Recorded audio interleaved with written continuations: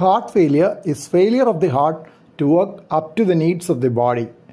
There are various types of heart failure like heart failure with preserved ejection fraction and heart failure with reduced ejection fraction. Former affects the filling of the heart while the latter affects the pumping of the heart. An important device used to support the failing heart with reduced pumping capacity has been called heart failure device, but the correct technical name is cardiac resynchronization therapy. It is not to be used in all types of heart failure, only in specific subgroups of heart failure. Cardiac resynchronization therapy (CRT) is used when the contraction of the left ventricle has lost its synchrony. Left ventricle is the lower left chamber of the heart which pumps oxygenated blood to the whole body. In several patients with heart failure, there is lack of synchrony between the contractions of different parts of the left ventricle. When one part contracts, other part would not have started contracting. Only if all parts contracts in their normal sequence will the pumping function of the left ventricle be good. If there is dyssynchrony, it results in wasted contractile effort of the left ventricle and leads to heart failure. Now, how do you find out synchrony of contraction of the left ventricle? Echocardiography or ultrasound study of the heart is useful in finding out the sequence in which different parts of the ventricle contracts. There are different advanced modes of echocardiography which are available for this purpose, though it is time consuming and not always accurate. More common surrogate of dyssynchrony, which is mentioned as the criteria for implantation of CRT, is the width of QRS complex on the ECG.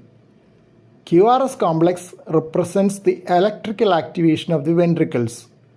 So, if the QRS is widened, it is presumed that there is dyssynchrony. A left bundle branch block pattern on ECG with wide QRS complex is the often cited criteria.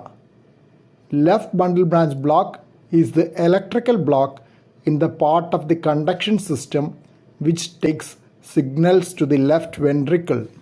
In addition to this, the person should be having heart failure which has not responded to optimal medical therapy to qualify for CRT.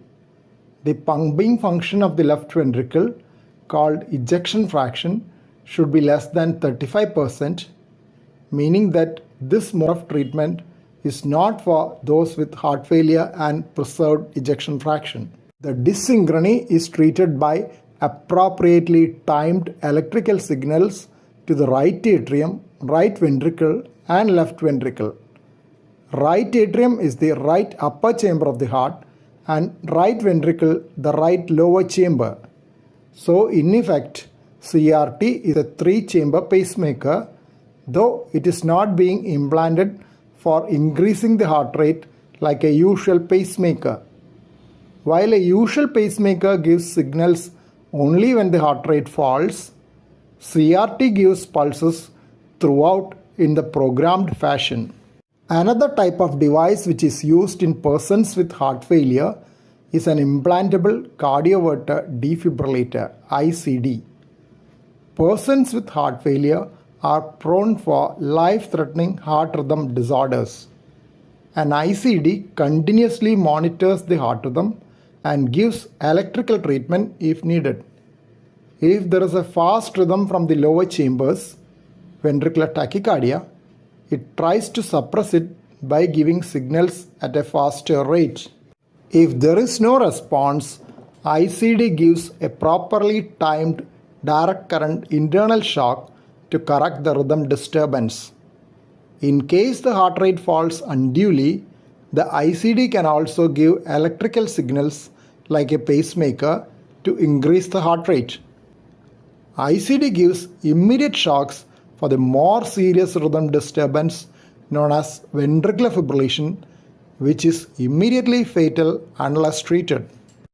CRT can be combined with ICD in a single device known as CRT-D. which is used when there is severe heart failure with risk of life-threatening heart rhythm disorders. Persons with advanced heart failure who cannot benefit by CRT are considered for left ventricular assist devices, LVAD. These replace the pumping function of the left ventricle. Though the devices can be placed inside the body, the power system is usually outside the body with lines going out of the chest. LVAD is usually used as a bridge to heart transplantation for advanced heart failure. With newer LVADs, some also receive them as destination therapy when heart transplantation is not feasible.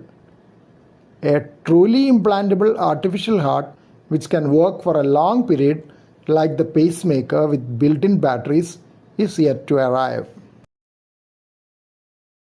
Thank you for watching this video.